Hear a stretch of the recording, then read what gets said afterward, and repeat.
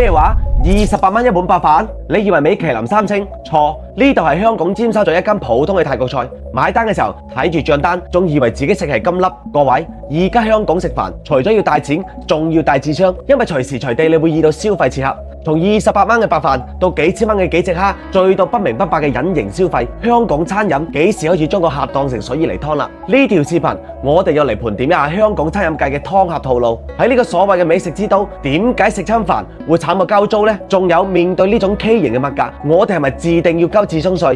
呢個故事咧，從一碗震驚全網嘅白飯講起。最近有網友咧喺茶餐廳見到一碗白飯賣16蚊。如果你覺得貴，咁你係未見過更加離譜嘅？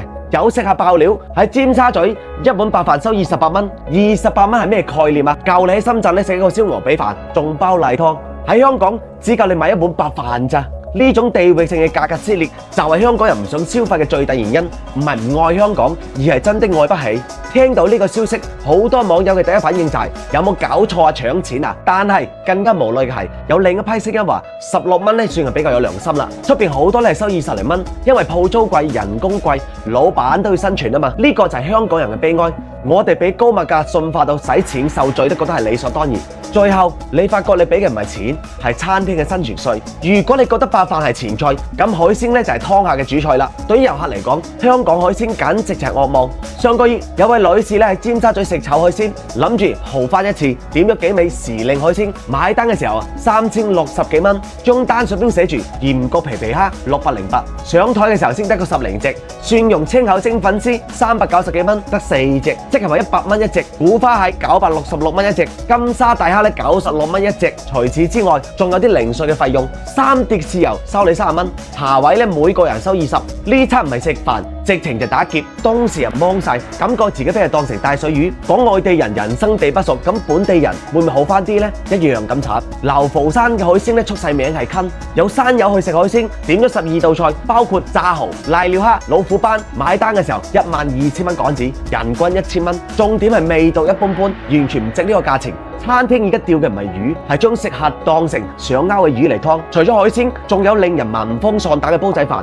一位內地嘅遊客想試下香港嘅特色，點咗個88蚊嘅臘腸煲仔飯，滿身風氣打開個蓋，以為幾咁豐盛，結果飯面上邊咧得4嚿切開嘅臘腸，淋咗一斤豉油，就得咁多88蚊。遊客直講咁都有勇氣攞出嚟。雖然有網友話臘腸好貴，係西班牙嘅黑豬做嘅，但對於消費者嚟講，呢種貨不對版嘅感覺比貴仲令人更加難受。如果係點潤腸滑雞或者加錢配料，價錢仲會3級跳。有網友就話呢個唔叫煲仔飯，係柬埔寨嘅詐騙飯，技術唔進步，價錢咧就做到世界級。除咗貨唔對版，仲有一樣嘢咧令到食客係最激氣嘅，就係限時用餐。以前去酒樓飲茶可以坐1到2個鐘傾偈吹吹水，而家坐都未坐穩，伙計咧就放低個賬單，限時1個鐘頭請買單。你使幾嚿水去食餐飯，食得急急忙忙，好似去打仗咁樣，甚至你個筷仲未停，阿姨已經過嚟開始收碟啦，暗示你快啲走添啊！呢種翻腿率至上嘅經營邏輯，完全無視食客嘅體驗。喺商家眼中，你唔係客，你係一張識走嘅鈔票，食完嗱聲要走，唔好阻住佢哋做下一輪生意。呢種俾人當成工具人嘅感覺，先係令香港人最反感嘅地方。以上所講呢啲咧係明碼實價，仲算係有良心。最令人防不勝防嘅係隱形消費。喺香港餐飲咧有一個獨特嘅文化叫做加收服務費，即係話賬單咧自動加收10%嘅服務費，逢年過節可能加20加30%。以前係人手落單，有伙計斟茶遞水，俾服務費都心甘情願啦。但係依家全部係自助落單，自己斟水，自己攞餐具，全程冇人理你，只有送餐機器人過嚟。但係買單嘅時候依然要加收。今年嘅7月份，有位男士咧喺連鎖餐廳飲下午茶，用手機落單，自己攞餐，60幾蚊嘅餐，無緣無故加多幾蚊服務費。佢喺網上咧發文質問服務喺邊度？係手機 APP 服務冇嗎？更加離譜嘅係，有網友吐槽：我掃個 QR 碼，用咗我嘅流量，我嘅店，我唔收你嘅數據費，你仲要收我嘅服務費？簡直就科技搶劫！原本應該係人與人之間溫暖互動嘅餐飲業，而家變成冰冷嘅數碼俾錢走人，商家仲慳咗人手成本，但係有冇反饋到俾消費者？反而變相加價，呢個唔係叫進步，係倒退。對比一河之隔嘅深圳，點解咁多香港人中意北上呢？除咗平，最重要係規矩。喺深圳食飯，白飯2、3蚊一碗，甚至免費任裝，服務員仲經歷食唔飽，主動幫你加飯添。餐具費、茶位費咧就明碼實價，唔會隱藏消費。如果海鮮唔新鮮咧，甚至可以當場退貨。反攻香港，消費者處於絕對嘅弱勢，海鮮價隱形加收服務費、前台費等等。喺香港食飯就好似做數學題，隨時有陷阱。特別係對遊客，餐牌咧就寫得唔清唔楚，買單先知道中伏。呢種擺弄人嘅心態，正在摧毀香港美食之都嘅招牌。呢啲事件一單接住一單，揭開香港餐飲業嘅深層次問題。